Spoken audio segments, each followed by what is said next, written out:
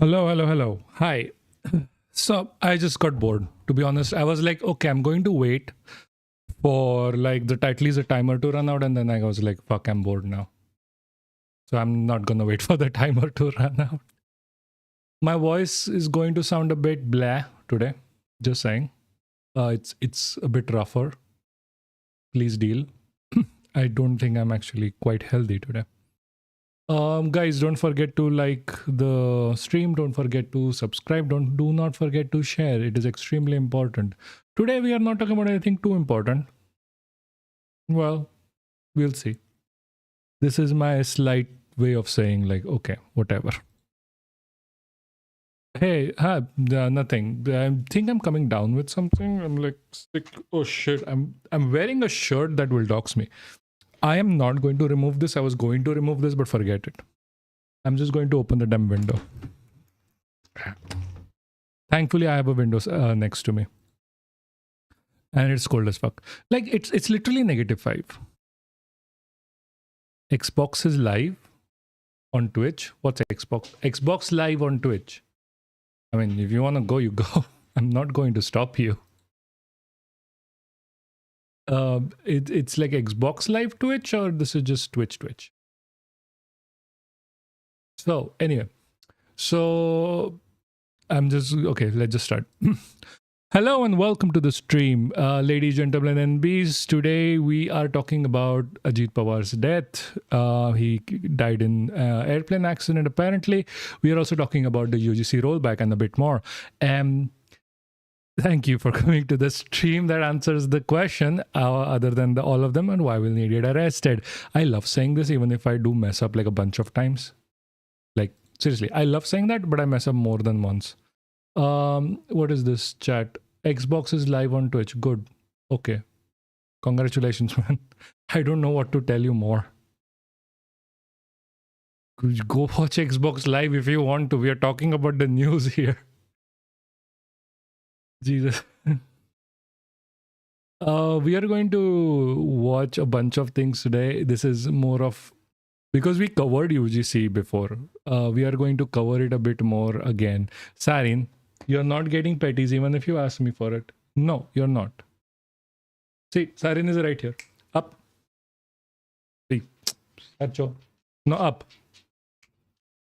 Up. See, he's right here. He wants petties. He wants attention. I don't want to give it to him. That is a sad part. Yes, he's getting the pets. He's very demanding. He's very demanding. Anyway, without further ado, because honestly, I do not have the bandwidth today. Expo Exorcist, not sure why I thought you would have cats. I have the... I used to, like, when I was living in back in Ireland, I used to have 2 cats. They were actually the landlady's cats. They were amazing. I like all animals. Like, I'm not really like the person who's be like, oh, dogs versus cats, what do you like more? I like both of them. Yes, I know. I recognize you. I may be stupid. I'm not an idiot. I know we are such a small streaming community right now, and we are such a small community overall. I know every one of you. Y'all bitches can't hide from me, don't worry. Anyway, so UGC was rolled back. And there's a lot of theories out there. My friend has screen time of 14 hours on his phone rip. Yeah. Like, screen time is a very big issue, even for me. I have a screen time of nearly 20 hours overall. It is bad, guys. It is bad. It is like horrendously bad. Anyway, so like, okay, I have to be on screen time because of my IRL job. I have to be on screen because of this. I have to be on screen because I like watching Pokemon stuff.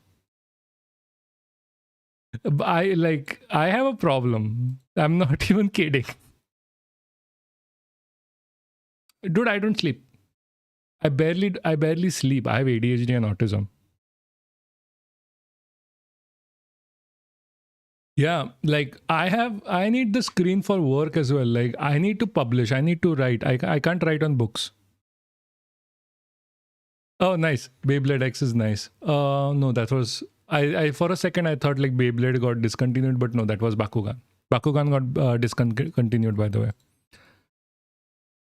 Anyway, we have been saying UGC is not, like, everyone has their own theory of UGC now, which is fucking stupid. Like, we predicted this was going to happen. This was never getting past. UGC was never getting past the SC anyway. Like, this was never going to be, in any scenario, something that lasted. Like, this country is highly casteist. Any casteism bill is never going to. This is not even talking about affirmative action. We are literally just talking about like UGC is the undergraduate whatever bill was. Hold on. I use UGC. Yeah, University Grants Commission Act of 2025. It basically says that any form of casteism is illegal under it. So there was an amendment to it, and it basically created a semi in between courts and the university, where people belonging to the minorities can go and complain against any sort of defamation, any sort of casteist remarks that have been used against them. Everyone was fucking hating on this, because they're like, oh, but what about the like UCs? So they are going to be oppressed with this, because how will define casteism under UGC? Like casteism is like I don't really know under UGC. I know what casteism is. Casteism is the segregative or defamatory practice of isolating a certain group or minority based on their caste. Based on their caste. It's basically segregation based on caste. So that was illegal. Casteism has a very broad definition overall. Verbal remarks, general isolation, preferential treatment to a certain caste over the other falls under casteism under UGC. Like you can't go up to someone of a minority caste and like call them a slur. Basically, they can complain against it. And it happens way too much. You can't give preferential treatment to a certain higher caste group over a lower caste group, which happens a lot more than you think. Like, I'm not going to say the words here, I'll get cancelled. Bite YouTube. Like calling someone C word. Like in broader terms, I can just give you like calling someone the N word in America. Similarly, it's high time people should have value morally. Yeah, I mean, that is true. Morality over legality. Sure, it's like morality drives legality quite a lot. Current morality does not consider minority caste something to protect. They are just talking about like how it will affect the UGC, like upper castes within the country, which is absolutely terrible thing. Because like talking against affirmative action is one thing. Okay, this is an opinion by Yogendra Yadav, which I was like, yeah, that like kind of true. Like talking against the like affirmative action is one thing. Like you don't believe affirmative actions works. Okay, there is an argument for it. Talking against anti-discriminatory bills such as this one. Yes, casteism can stretch more than terrible words. That's why, see, I can't explain everything on the stream, right? You have to do some digging behind, because there are certain words and phrases I'm not going to use. I already told you, giving preferential treatment to a certain caste group is casteism, especially if it's from the oppressor caste. That is still casteism. This happens a lot. Like I have grew up like hearing stories about casteism in like general practice and like universities. Like those have not gotten like any better since a very long time. Anyway, so the conversation was that like BJP came out with this law. The law was completely opposed by its own party members. We had a whole back and forth about it. And now the SC has subdued it. But whatever like theories you're saying, like I don't believe any of them.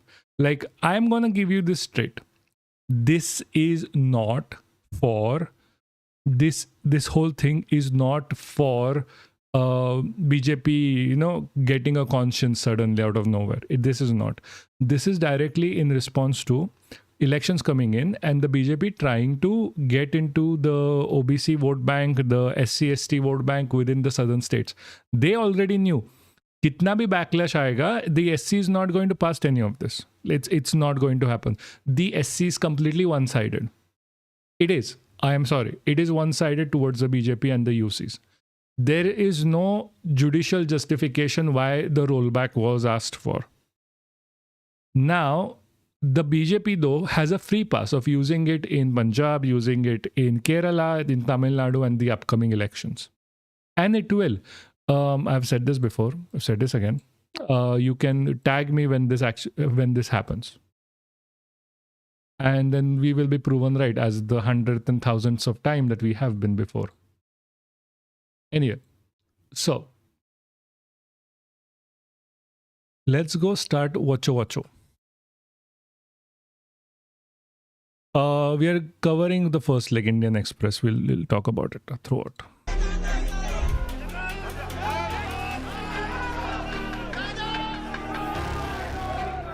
Supreme Court of India came out in support of agitating students who are agitating in many states, in many universities against the UGC guidelines which have been given a go-ahead by the centre, by the Union Government of India. The Supreme Court raised many questions when it was hearing the petition and in fact now has paused the guidelines and has asked the centre to re-examine the rules which have been issued. In fact, the strong remarks which came out from Supreme Court questioned the very validity of the rules which have been passed by the government. In fact, the Chief Justice of India, Mr. Suryakant, questioned the centre. He said, in a country after 75 years, all that we have achieved to become a casteless society, are we becoming more regressive?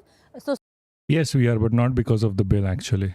So this was the major question, one of the main questions which was posed by Supreme Court towards centre, and the centre has been asked to spell out their strategy. In fact, the CGI further went on to add that the worst thing which is happening is in ragging cases is that children coming from south and also from northeast, they carry different cultures. But students who are alien to their culture start, imitating them or start commenting on them, and this is really bad. Then the Supreme Court also said, then you have also spoken about separate hostels also. For God's sake, we have all lived in same hostels throughout our lives. So these are the observations made by the Supreme Court of India when they were hearing the petition which was filed in Supreme Court.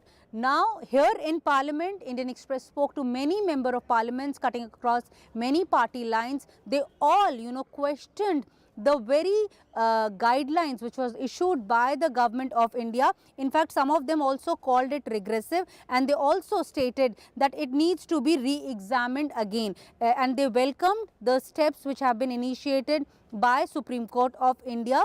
One of the MPs in fact said it was vague, arbitrary and an attempt to create further discrimination on campuses. So let's listen in as to what all these MPs told Indian Express. हम सब का मानना यही है कि दोषी बचे ना और निर्दोष के साथ अन्याय होना. Literally, Umar Khalid still in jail while rapists convicted are out on bail. This has never been the case in any scenario in India. I am sorry to pop anyone's bubble. This is what is happening. दोषी बचे ना, दोषी जो हो वो बचे नहीं और निर्दोष के साथ अन्याय ना हो, ये हम सबका यही मानना है. Like in India, to be honest with you, people have lost like 10 and 20 years over like cases that the government has just put on them. The whole thing in India about the process being the punishment is true, which means all of this is bullshit talk, yap.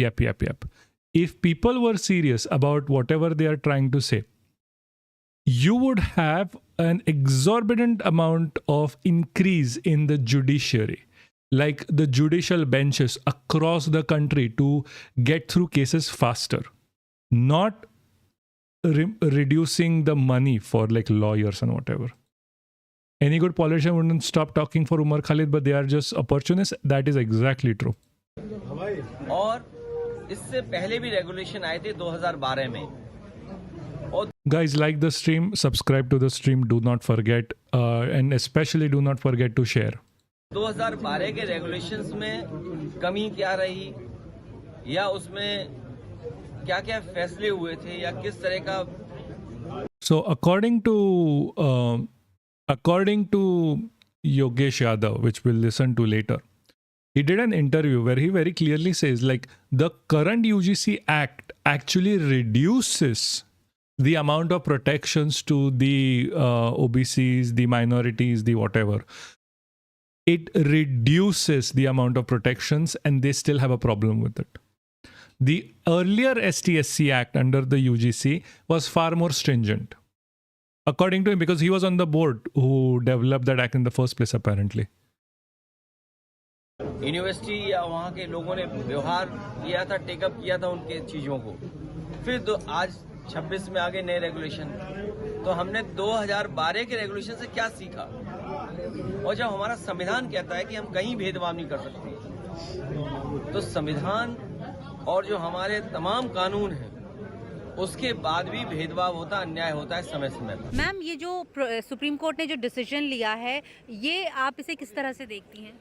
देखिए, हम लोग का main मकसद है कि student में इतना differences नहीं आना चाहिए और बहुत विवाद हो रहा था. मुझे लगता है कि जिस तरह से स्टैंडिंग कमेटी के रिकमेंडेशन को यूजीसी में उठा कर दिया गया, आपने बहुत सारे डिस्क्रिमिनेशन को SC/ST के साथ होगा या OBC के साथ होगा या किसी ने किसी फॉरवर्ड पर एलिगेशन लगाया है, तो आप किस तरह के डिस्क्रिमिनेशन को डिस्क्रिमिनेशन मान रहे हैं और किसको अगर झूठा है तो किस तरह से वो निकल कर आएगा.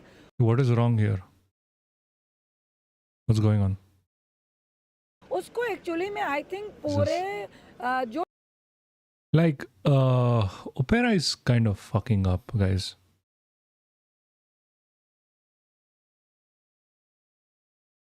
What the fuck?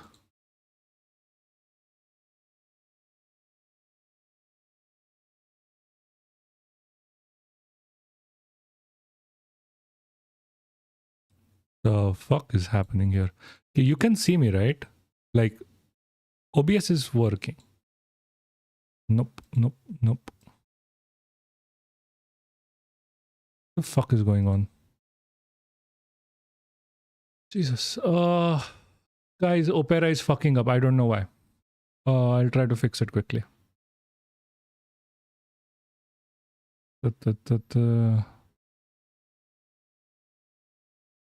Memory use. No, this is Opera problem.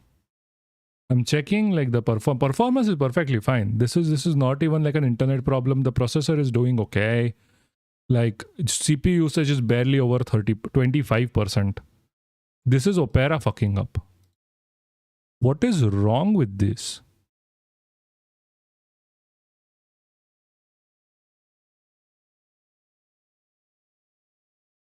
Yeah, see. Student से बात निकल के आ रही थी. Opera just fucked up for no reason at all. Like no reason at all. Fucking stupid. आपने बहुत बेहतर तरीके से डिफाइन नहीं किया था. तो देखिए, मुझे लगता है मैं भी एक स्टूडेंट की मदर हूँ. पहले हमारे स्टूडेंट हैं, स्टूडेंट्स में इतना डिफरेंसेस नहीं आना चाहिए कि आपस में आपकी नफरत फैले. तो उस चीज़ को और बेहतर. Start at home then. Like there is so much hatred already among students, mostly because of the people. Like honestly, honest to God, I'm not even joking. The hatred starts at home. Here, parents teach their children to hate. Like these laws are required because there is no social education. That is the problem here. You don't need these laws if you had enough social education in India to avoid all of this bullshit. But that is not happening. Like parents don't want to teach their children, especially UC fucking parents, don't want to teach their children that casteism is bad. They are like, no. These guys from this caste, you can't do this. You can't do this with them. Don't eat with them. This is what they do. This is what they do in every fucking single house. Whenever there is like someone talking about like, I don't know, their maid or something, and if she's from a minority community, I was like, nahi, wo ye caste ke to aisa hi karenge. This is what the kind of shit that goes on in houses. This is why UGC regulations are required. Parents are the reason why children need to be go through all of this. मुझे लग रहा है lack है. बहुत सारे points को define नहीं किया गया। अब सुप्रीम कोर्ट की तरफ से स्टे लगा है तो मुझे लगता है गवर्नमेंट को, पक्ष और विपक्ष को फिर से मिलके और बेहतर तरीके से किस तरह का डिस्क्रिमिनेशन होगा, किस तरह आप मिसयूज कर सकते हो किसी भी स्टूडेंट के साथ, चाहे वो फॉरवर्ड हो चाहे वो No one backward is हो, fucking misusing किसी this, भी to be honest किसी with भी you. स्टूडेंट के साथ। Yes, I have tried Brave. Brave is a Chromium browser. This is also a Chromium browser. I'm gonna switch to Mozilla. Brave also has the same problem. Like, this is a Chromium issue. I thought Opera was like lighter. It is lighter. So I was using Opera. I'm going to switch to Mozilla now. कानून का misuse नहीं होना चाहिए, ये protection हर student को मिलना चाहिए। मुझे लगता है इसको और डिफाइन तरीके से गवर्नमेंट करेगी, स्टैंडिंग कमेटी करेगी, तो जो स्टूडेंट इसके खिलाफ जा रहे हैं उनको भी बेहतर तरीके से समझ आएगा और फिर समर्थन करेंगे। जो हुआ तो अच्छा हुआ, वो तो हम लोग का बात ही था, इसको बंद करना है।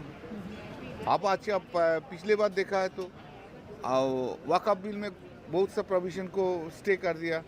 अभी SIR में देख रहा है जे बंगाल में बहुत सा चेंज कर दिया है और फिर चेंज करेगा। ये कोई तुगलक की राजत्व नहीं चलेगा। देश का सबको मानना पड़ेगा कॉन्स्टिट्यूशन का। कॉन्स्टिट्यूशन मान के ये नहीं चलेगा, उसका बात खारिज करना ही सुप्रीम कोर्ट का रिस्पॉन्सिबिलिटी है। तो उन्होंने निभाया वो रिस्पॉन्सिबिलिटी, वो बहुत अच्छा काम हुआ। सरकार की नीयत कभी ऐसी नहीं होती है कि जनता को या समाज के सभी वर्गों का लाभ हो। मुझे लगता है See, that is a problem. That is a problem you need to be talking about. कि सरकार को, हमारे राष्ट्रीय अध्यक्ष जी को उस बात से सीखनी चाहिए कि दोस्त No, forget. Like, these guys will never tell you to like rise up and protest against the government when they're doing this shit. They are like, no, the other government is not doing it, so vote for us. But you do not keep us responsible for what we do. That is the problem. This is the thing, like listening and going after politicians as your leaders, that there's a big problem over there. Because while they want to keep the party in power or their opposition in check, they don't want the checks for themselves. That is the problem in going too much into party politics and not into ideological politics. You need to have a political ideology forefront, especially when you are dealing with a system like ours, like a parliamentary democracy. If you don't have that, you're fucked. Like, there's a reason why the Indian left is so fucked right now. Like, Indian left is party first politics. Everyone has a favorite party that they want to support. They do not know anything about political ideologies. Nothing. Like, Congress goes like to the right most of the days. It is a center right party, especially in the south, while it is like a center left party in the north. Doesn't make sense. If you are Congress, if you want to support Congress, fine. Do they agree with your political ideology and what you want in life? Yes or no? If yes, support. If no, fuck them. That is the point. You can't be like, you need to have a clear political ideology. That is not optional, especially in this world that we live in. This is not a dictatorship yet. This is not a one party system yet. You have a say, and even then you have a say. Like, why do you think dictators have to keep their people happy? Or like kings always had to keep their people happy? Like, even in feudalism, people had to, like, the burghers needed to keep the people happy, or the people would just kill the richest guy in town. They had to do a lot of charity. They were afraid, because people knew what they wanted. Now we are in this scenario where people have forgotten how to demand their own stuff. Like, you don't even know the difference between political ideologies at this point, and you want to depend on political parties to define it for you, to go forward with it, to keep your opinions and rights. Well, they don't really care. Why would they? They know that you are going to vote for them just because you're not the other party. That is a problem. Because this is why you need to get your political ideology straight. Where do you lie on the spectrum? What do you want out of it? What do you aspire to want in your life, in your surroundings, in your environment? And choose the party which gives you most of it, if not all. That is extremely important. I'm not even going to say like, oh, you have to be right, you have to be left. Like, that is still far away within the context of India. understand what is the left and right. Like people on the internet have been consistently telling me, oh, you're Congressy because you're left. You are up because you're left. You are this because you're left. And or rather, like, you're left because you're a Congressy, you're left because you're an Appian, you're left because of whatever. That does not make fucking sense. These are political parties. Definition of a political party does not start with their political ideology. Your support for a political party does not define whether you're left, right, or center. Left, right, or center is your personal ideology. Get your personal ideology right. Tomorrow, if there was a political party, they are just these words are they are copying these words indirectly into their lingo for absolutely no reason. They don't understand whatever, but these words have meaning. Like, they're copying is fine. They need to start understanding them. Where if you give me a new party that aligns with my needs a lot more, I would support that party because they are aligning with what I want. People in India don't know what they want because they don't understand the political language that is being used. Use it randomly for stupid people. Like, I'm pretty sure most people in Congress, most people in BJP, most people in even AAP don't understand their political ideology themselves. I've had this conversation with a few people. Like, I was talking to, I was just looking through rather. This guy was hating on the CPIM. He was from AAP for being worker first, which is stupid. Because AAP itself is a worker first party. At least it shows off to be. Like, all of its policies are still socialist. They are still soc dems. So why are you hating on the Marxists again? I don't understand. Go hate on the goddamn BJP, right? Directly. Why are you crying towards the people who are your ideological allies? Unless your allegiance is not to the party, not to the ideology, it is to the party. That is the problem. That is what happens as in every single conversation with someone who is like, oh, I'm left and I support Congress and that's why I'm left. It's stupid. Congress will turn right wing tomorrow and you will be like, no, I'm right now. What the fuck? छूटे नहीं और अन्याय किसी के साथ हो नहीं, ये हमारी भावना रहती है, लेकिन सरकार का नीति और नियत दोनों में खोट रहता है, जिसका खामियाजा देश को भुगतना पड़ता है. सर, अगड़ों और पिछड़ों की जैसे ये लड़ाई हो रही थी, ऐसे में आप just clueless why BJP says Jai Shri Ram. Okay, Jai Shri Ram, aapse Jai Bajrang Bali. Yeah, no, I mean, aap came up with aap was the sorry, where am I? Yeah, so basically aap generally came up after answer to Jai Shri Ram is separation of church and state. Exactly. So aap came up with the motion, right? The anti, it came up with the BJP after the anti-corruption movement by Anna Hazare. That's where they came up from. So AAP initially isn't anti-BJP per se. They're anti-Congress for sure. Even though and anti-CPIM for some reason. Jesus.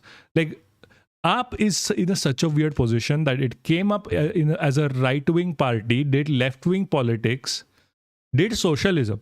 I give them credit. They did good socialism. That nobody can deny them. But then they switched back to right-wing politics in 2019, somehow won, and now they are not ever in anywhere. They're not even in the conversation anymore.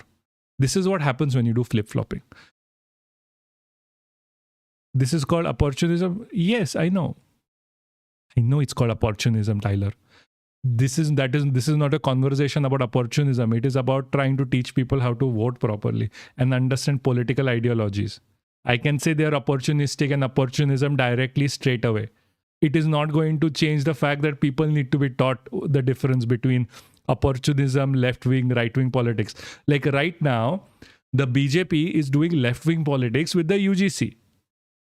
But they are doing it because they want to create opportunities in Kerala and Tamil Nadu. The elections are coming up and they want to infiltrate the OBC and ST and SC vote banks over there. They are also opportunities as fuck because they even know their own people do not give a shit. they are going to vote for the BJP no matter what, because they are brain dead, because they don't care about like political ideologies, and that is a problem. Every politician in India cares for power, everything else is irrelevant. Yeah, exactly. Tyler, everyone was agreeing to that. My entire theory on this and what is going to happen is that the bill was just like a smoke show. It was a smoke show to win elections in Kerala. Go back and watch, man. The bill was never going to hold.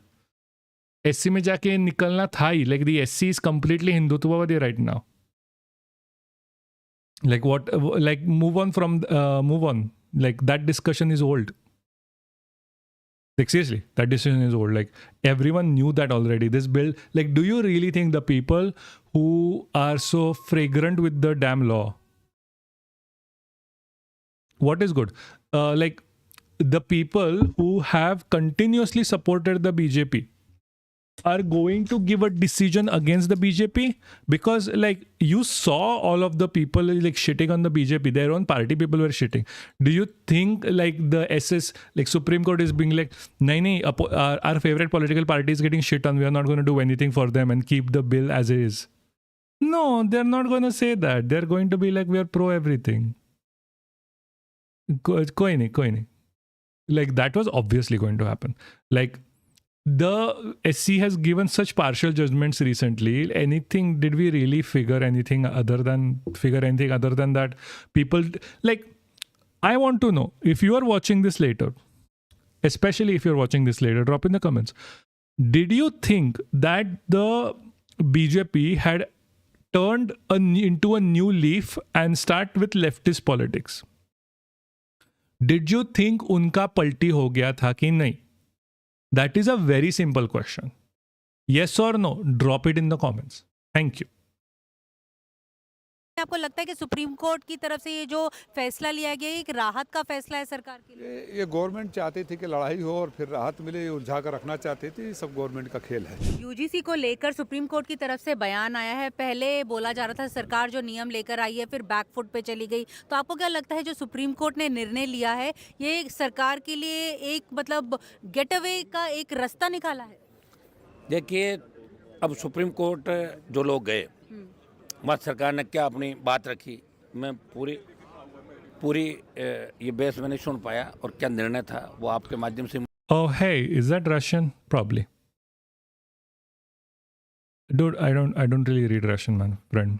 You kind of have to use an Indian language with Devanagari script or use English.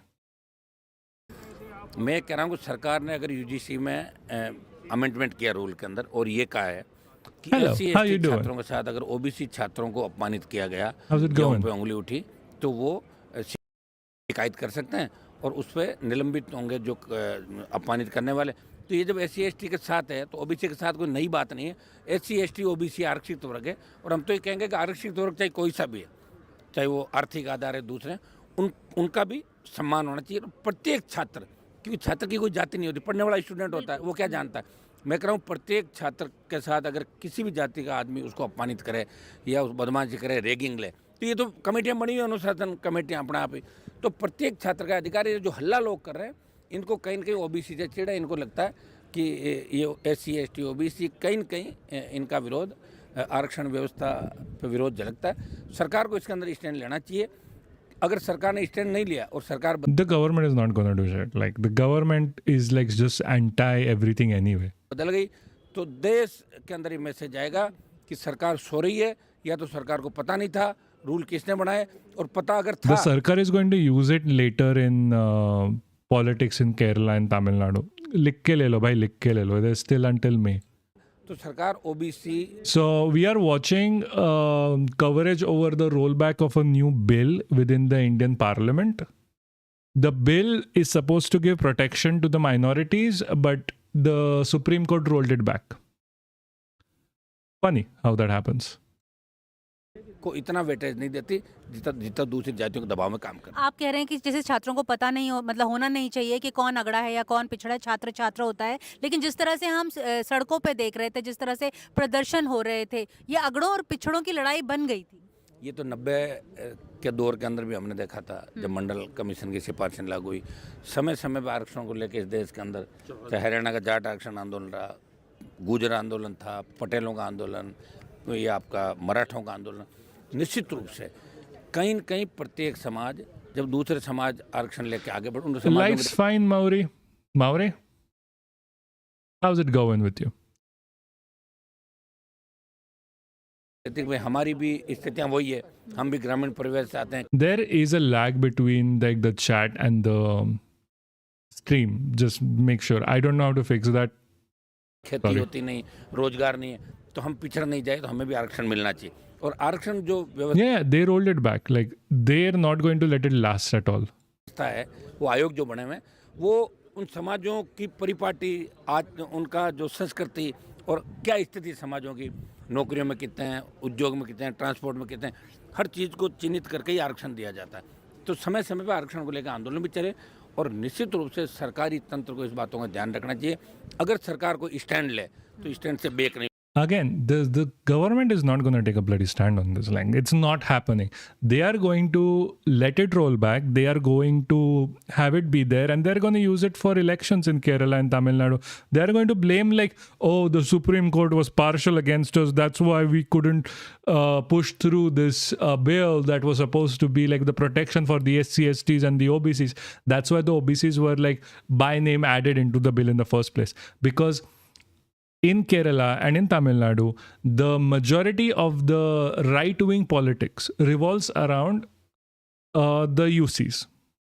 And it is already taken over by Dravidians. The UCs in Kerala and Tamil Nadu are extremely anti-Hindi. They are not going to get a nudge in.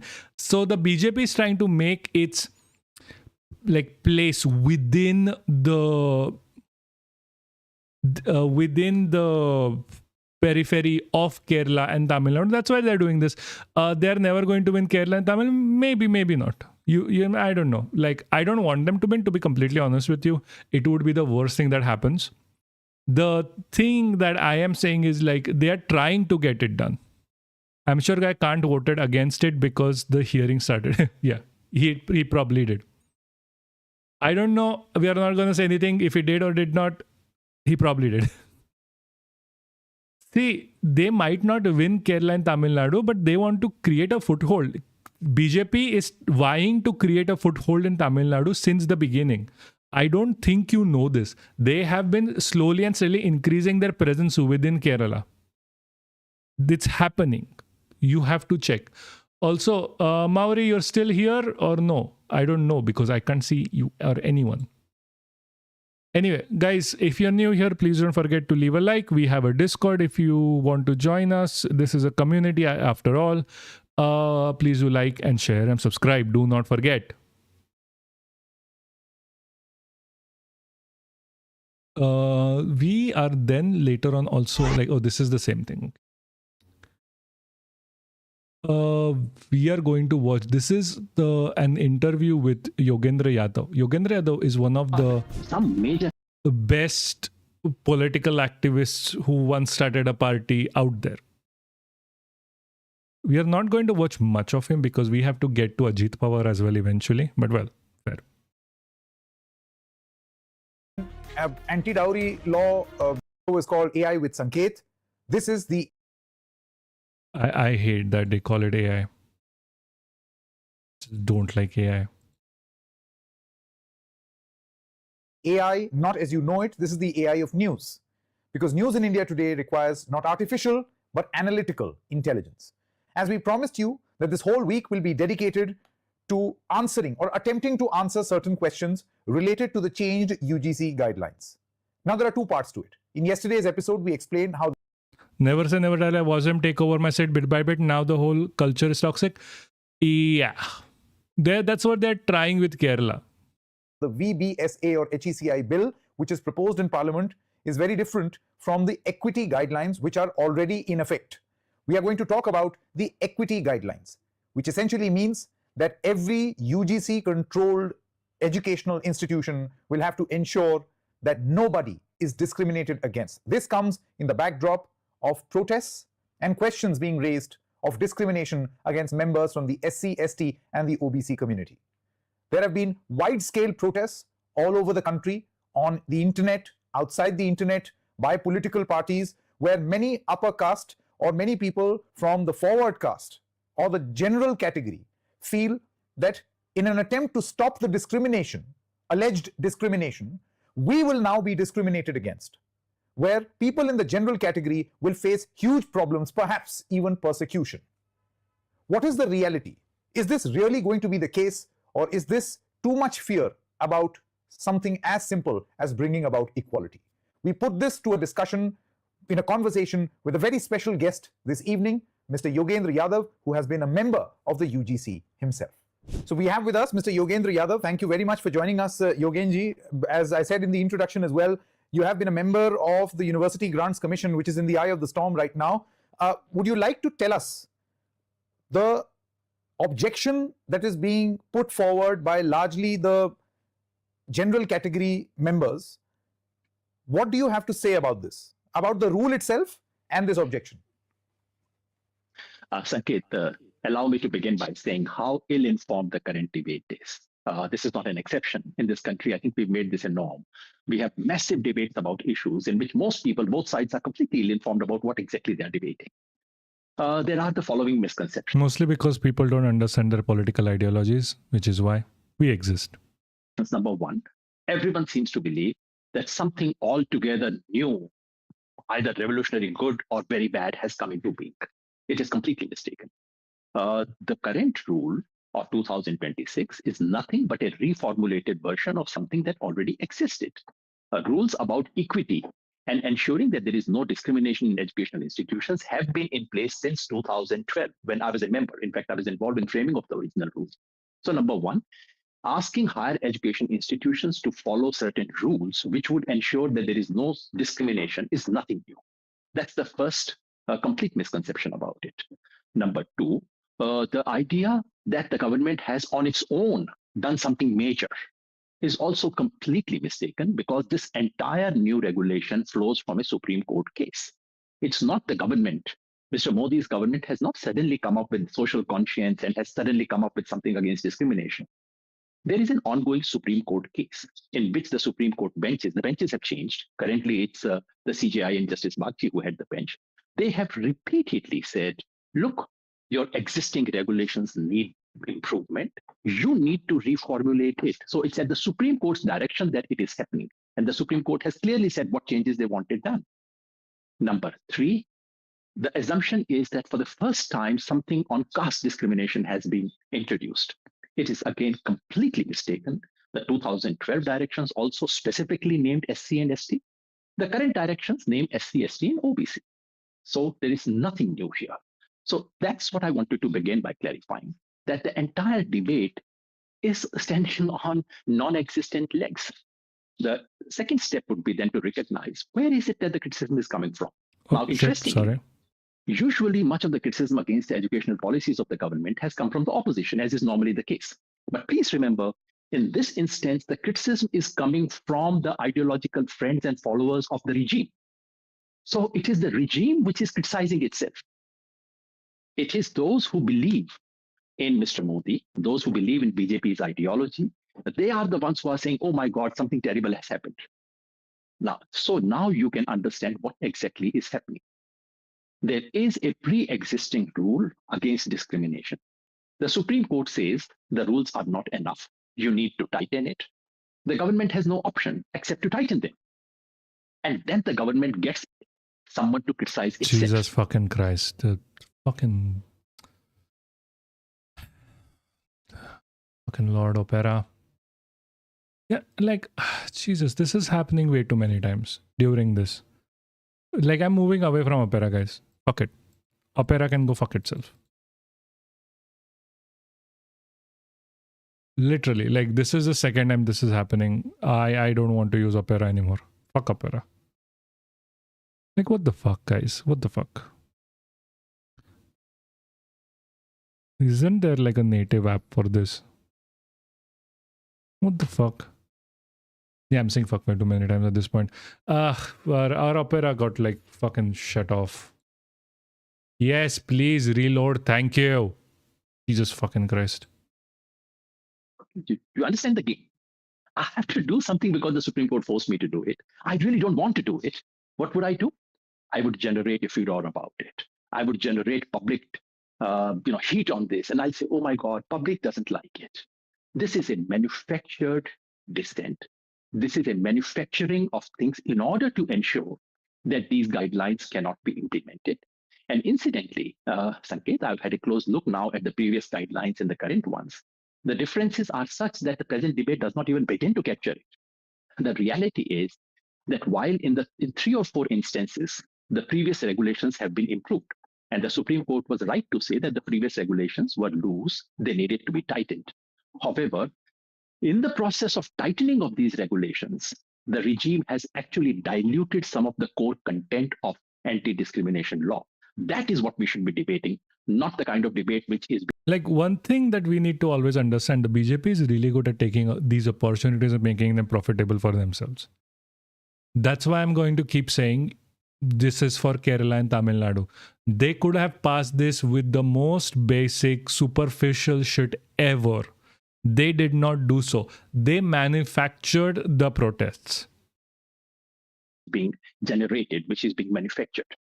So I think what we'll do is we'll come to you present a totally different concern here. You are saying that actually this change is not going to help the SC, ST, OBC cause as much as it is made out to be. It's actually a dilution of the intention to protect SC, ST, OBC members in universities. However, before we come to that, Mr. Yadav, would you like to tell our viewers what exactly has changed between rules that existed in 2013 when you were an honorable member of the University Grants Commission and the rules that have come into existence now? What is the key change?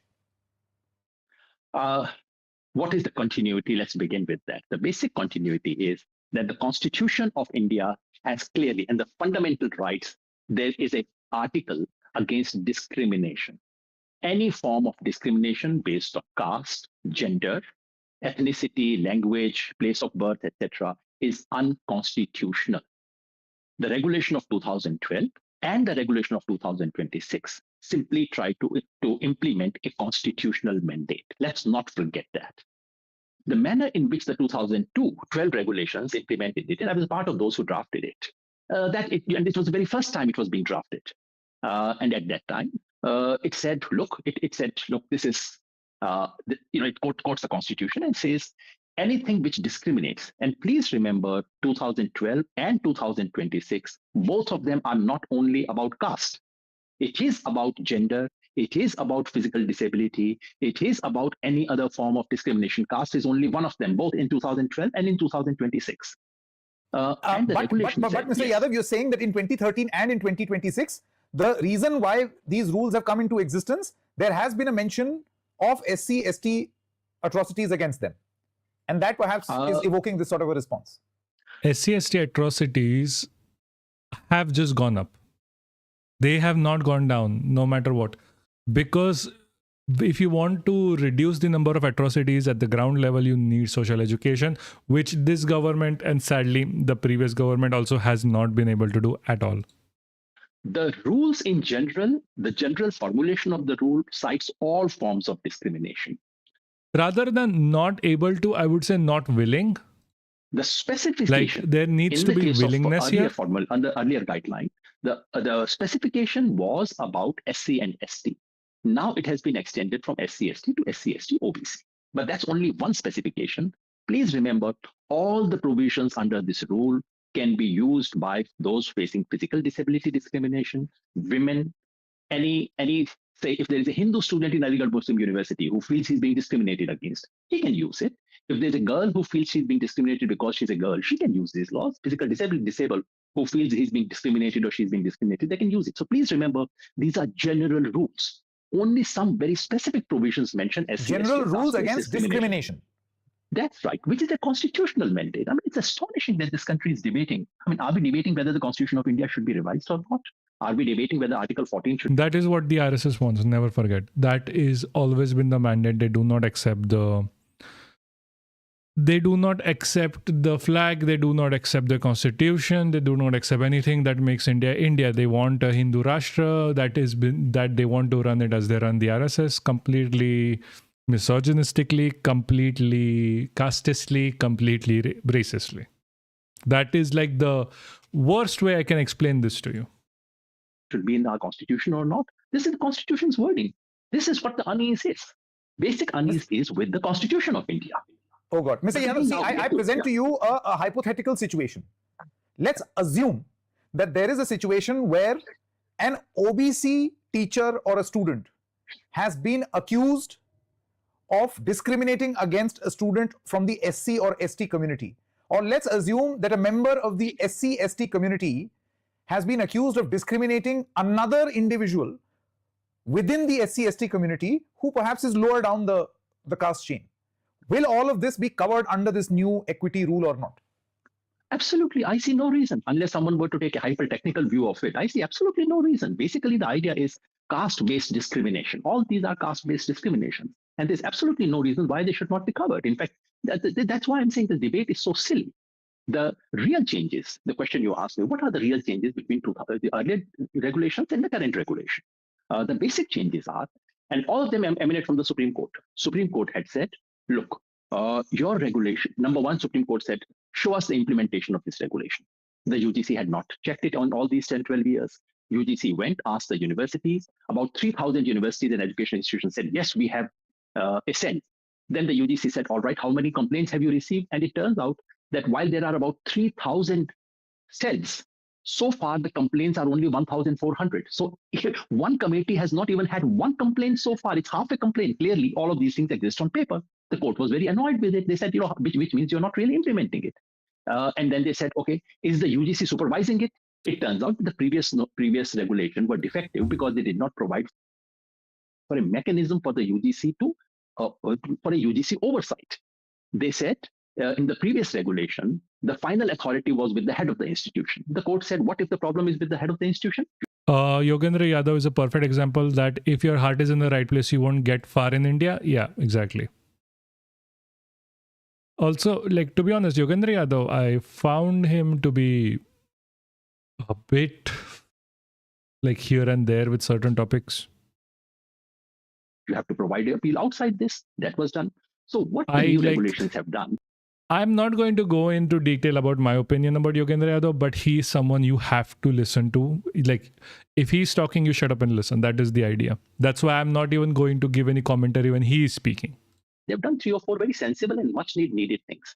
Number one, there is a UGC oversight now over the institution. Number 2, there is an appeal outside the institution to an ombudsperson.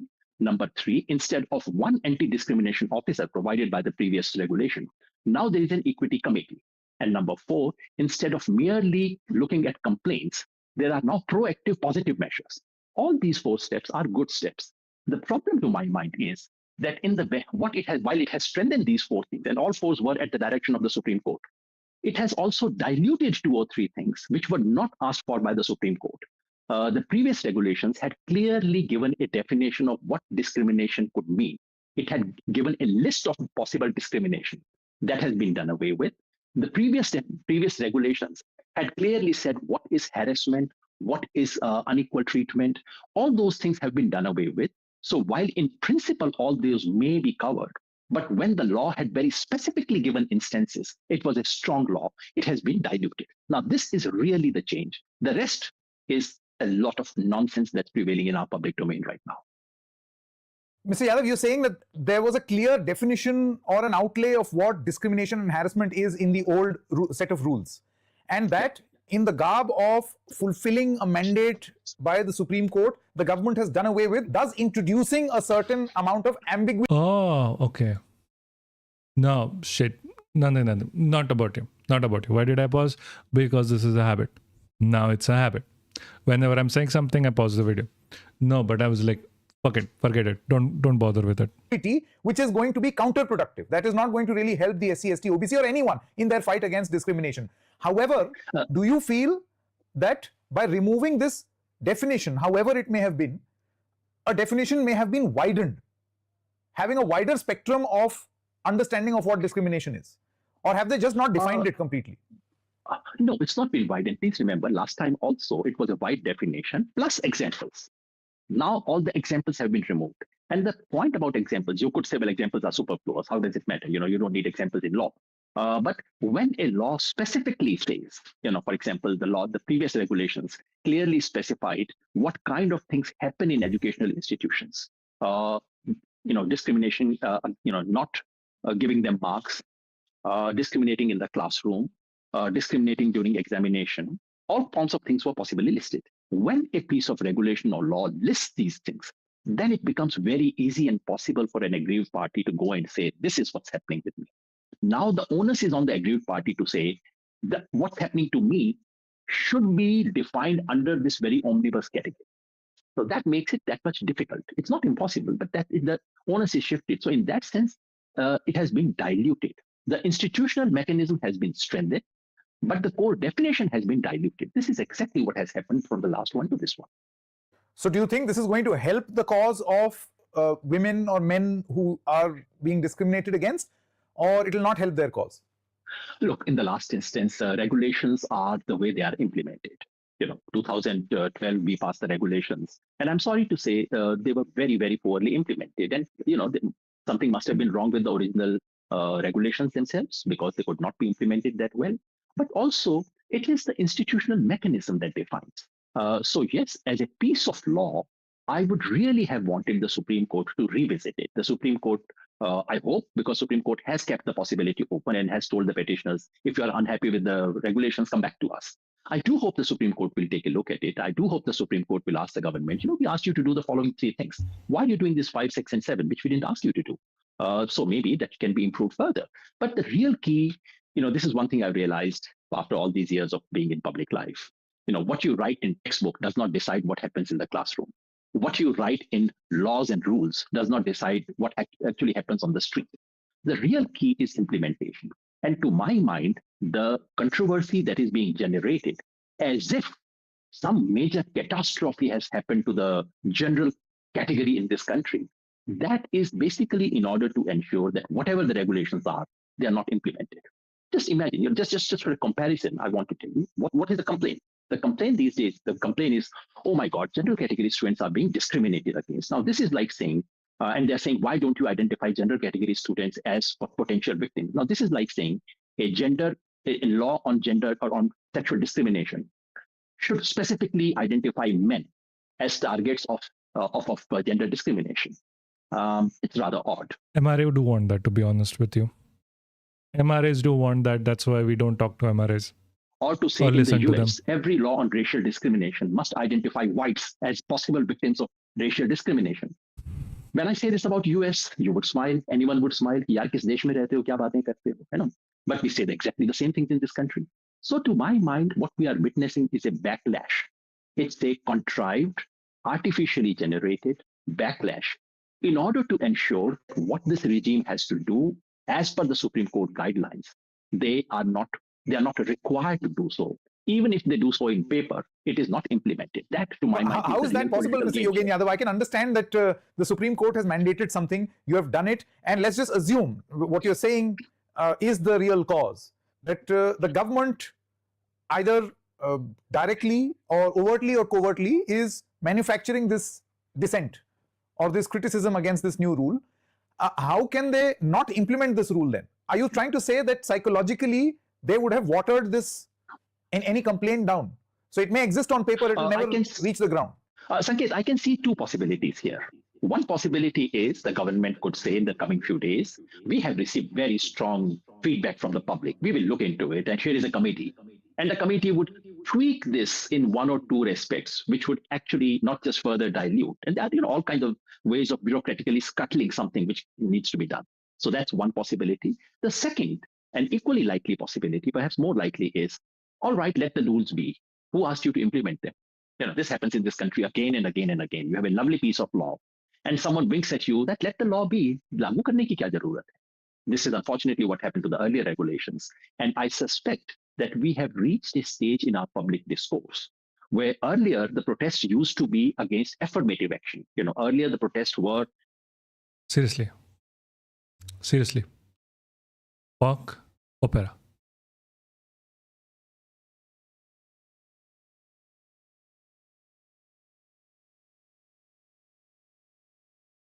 Just fuck off opera, like at this point. How many times is it going to fucking hang? Guys, it's not happening. So we wanted to discuss fucking Ajit Pawar. It's fucking not happening. Jesus fucking Christ. This is going to be so fucking short. Anyway. TLDR. Ajit Pawar was not killed by the BJP government. It is bad for them. Jesus. If you see anyone who keeps saying, oh, the Ajit Pawar was killed by the BJP government, they are wrong. It's sensationalizing it. Don't believe that. It is bad for them. He died because of poor aviation regulations. He died because of the same reasons that you and me will die of in airplanes in India. There is no difference. The only difference is he was rich. He had his own whatever. Finally, this is fucking on, but I'm too tired. You know, you were there for what? Ajit Pawar dying? Yeah. You were the 6th person that they never found. Anyway, guys, Opera has just decided not to work. I'm going to, we are not going to continue with the videos. We are going to continue talking about Ajit Pawar though. Ajit Pawar did die recently.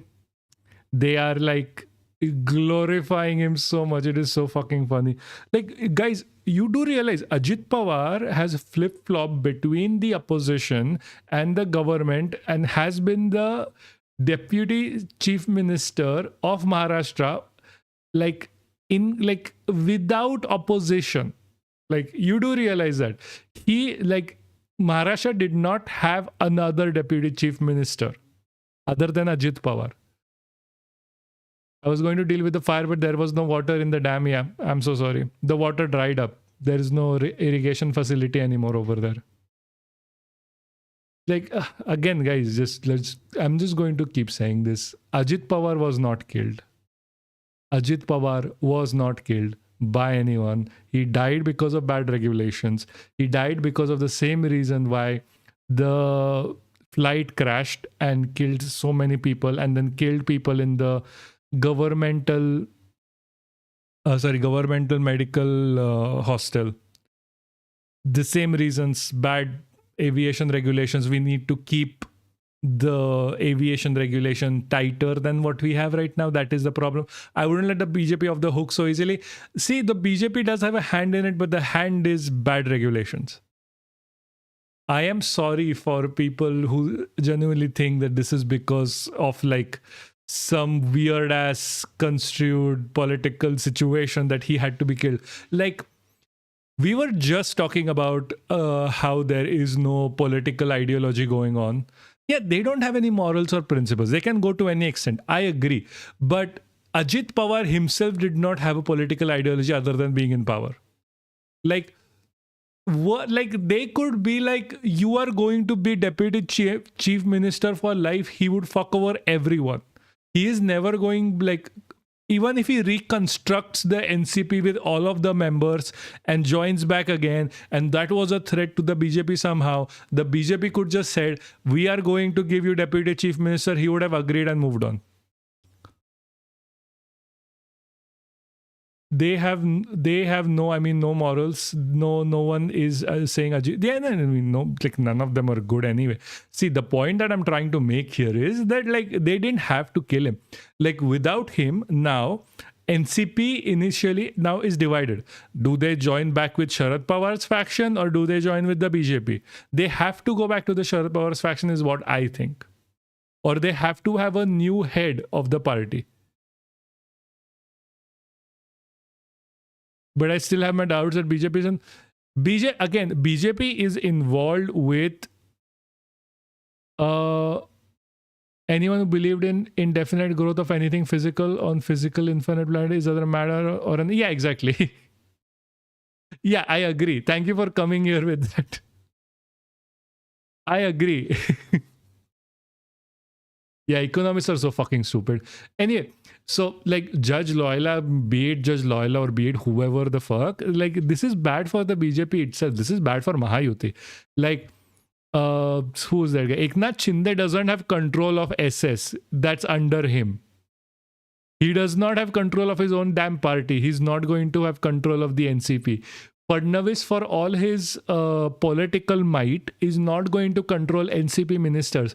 They are reverting back to Sharad Pawar immediately. Sharad Pawar is literally the person who might have said like, nahi, half of you go back to... Half of you go with Ajit. He needs to be the deputy chief minister to keep the court cases at bay. Like, this is literally what might happen. Not even joking.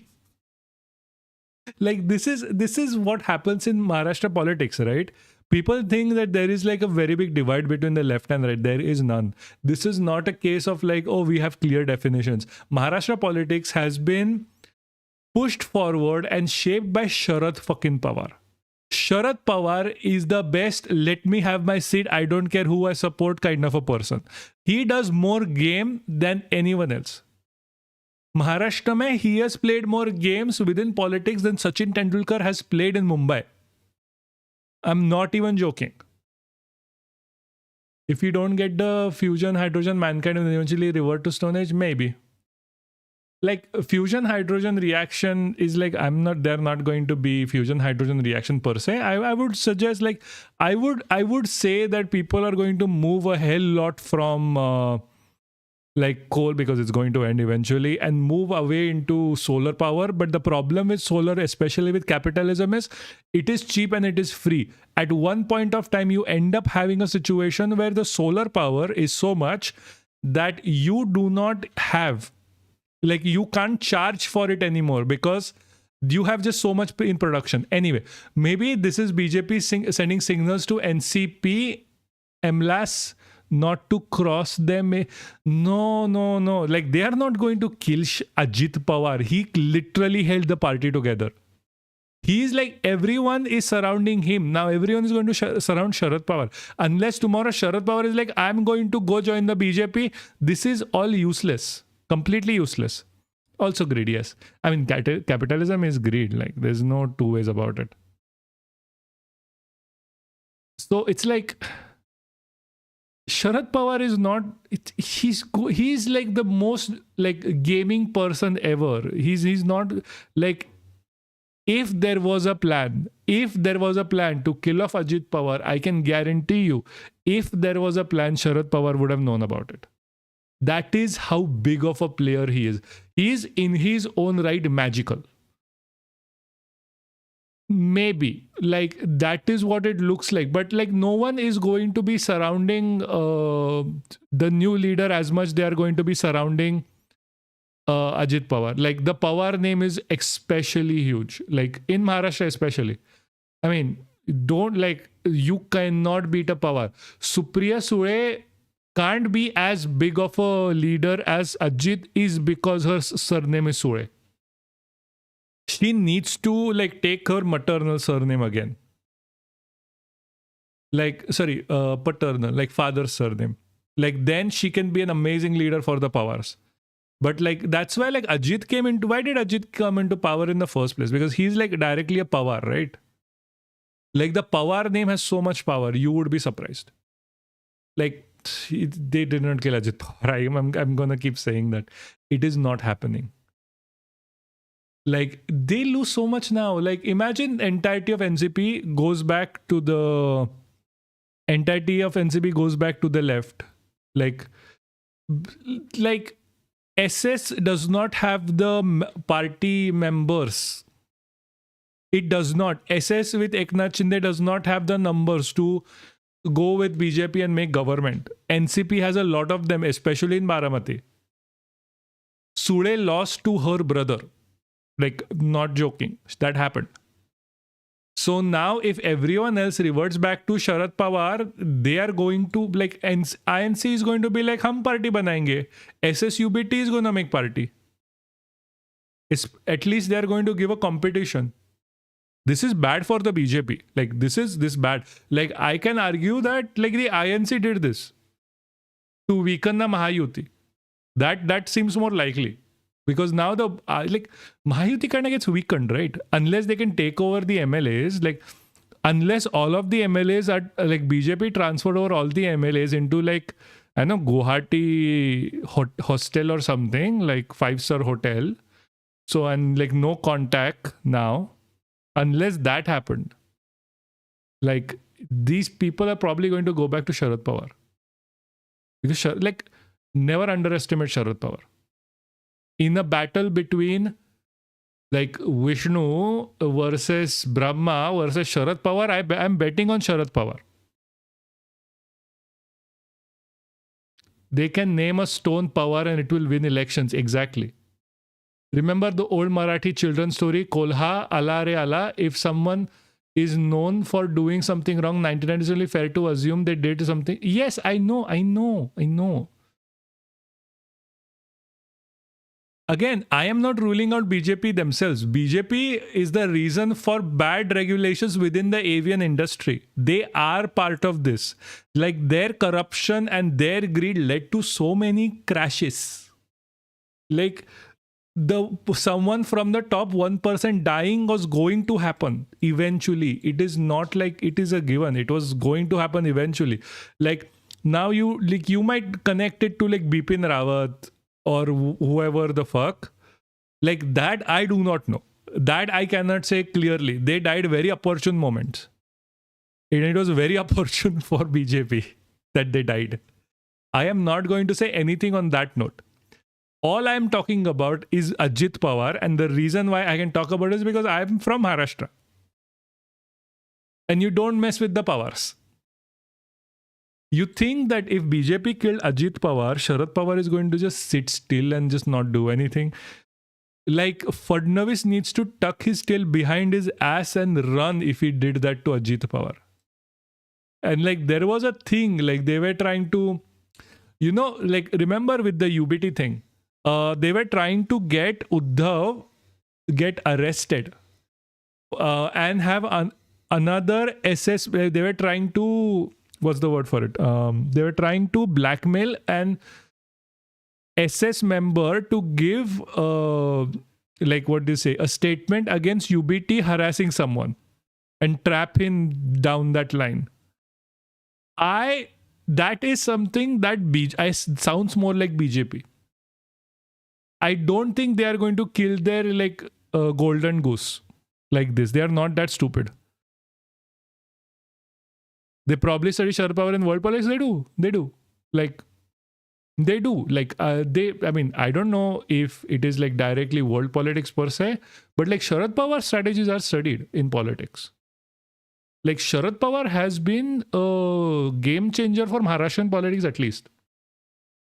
Like one of the very reasons why Maharashtra politics were so center for, especially when it comes to development, like Maharashtra was prime for like Sangh Parivar a very long time ago.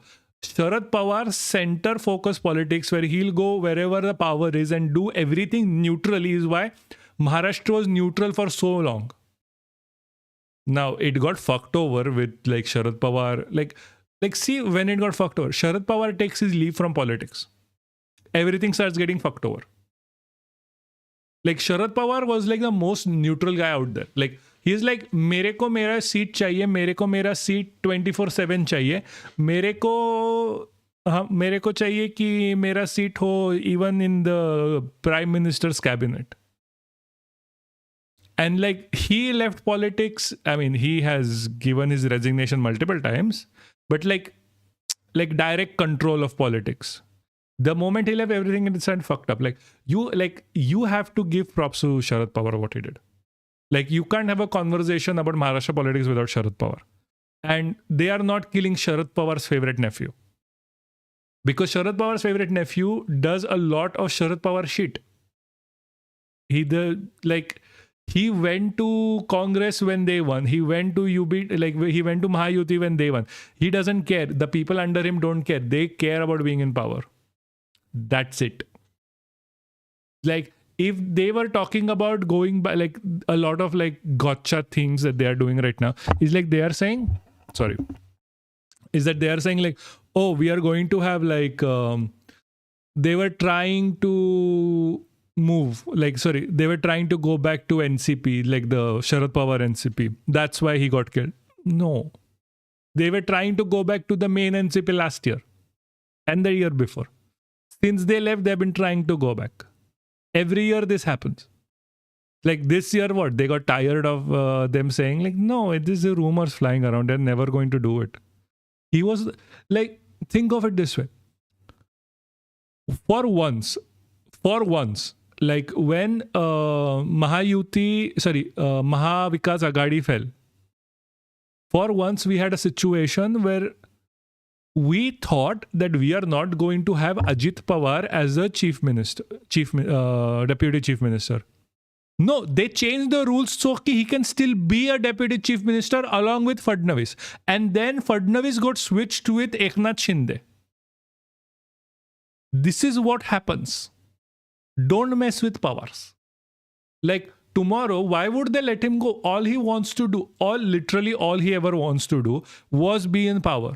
He's like the easiest person to control as long as he still gets his votes. Like, maybe they do feel like, okay, you want deputy, take deputy. You are my complete ally. If I lose, you go to other person. Whoa, like, he was never he was never betraying anyone until he had the deputy chief ministerial position. Like, be serious. He was not killed by the BJP. The hand there was literally like, regulation bure hai, we are going to make them worse, and that's why he died. I'm very sorry to say.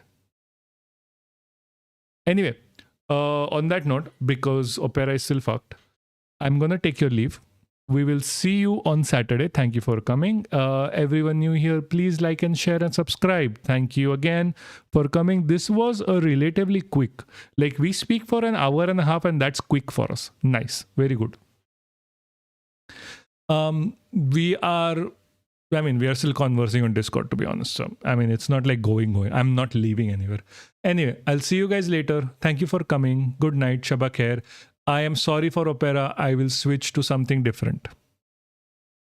Good night. End broadcast.